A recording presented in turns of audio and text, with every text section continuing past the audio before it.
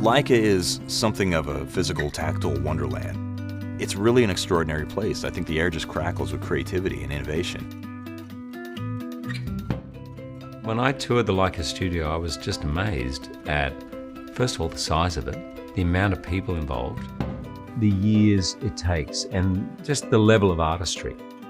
You feel like you're in this factory of dreamers, and everybody's meticulously working on that one small detail with so much perfection and so much dedication. It really felt like I was in a different world.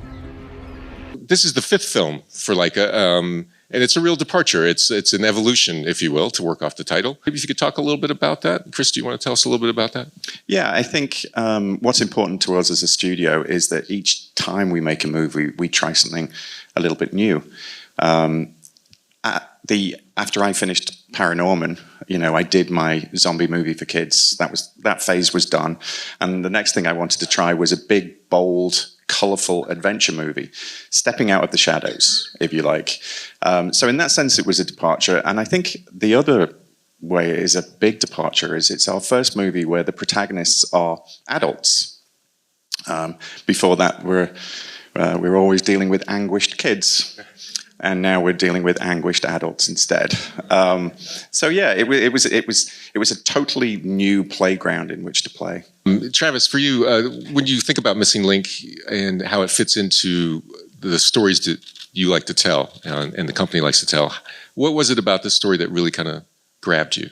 Well, like Chris was saying, I grew up on a steady diet of adventure films, and Chris, we're from we're kind of the same era, and he grew up loving Raiders of the Lost Ark, and it is absolutely a perfect film. And the idea of being able to tell a story like that in our medium was really exciting. I mean, stop motion is one of the first forms of filmmaking that was ever invented. It's been around since, Georges Méliès was sending rockets to the moon. So to be able to tell a story like that on that was essentially made in a warehouse on these tabletops was really exciting. And to see that stuff come to life from our incredible crew, it was an absolute thrill. This movie every location was unique, and we really expanded on the stages. So it's like a traditional sound stages, but we shoot without sound. And so every unit's covered with black duvetine, and everything is brought to life in 3D. And it's horrible to admit, but we had 95 of those stages on this movie, which is,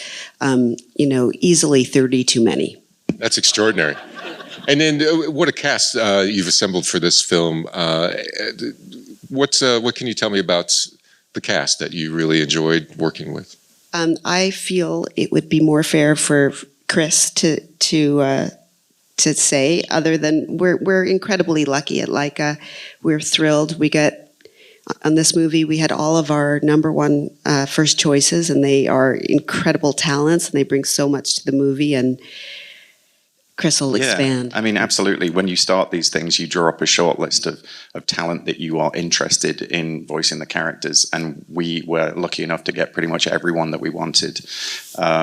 Hugh Jackman I wanted because he is obviously the perfect leading man, and Sir Lionel's character, he's a challenging character. He's eccentric and he makes some very poor decisions. That was important to me, to have a very flawed protagonist. But when you've got Hugh Jackman playing that character, he's just so likable that you're with him on this journey. And then Zach as well was absolutely key.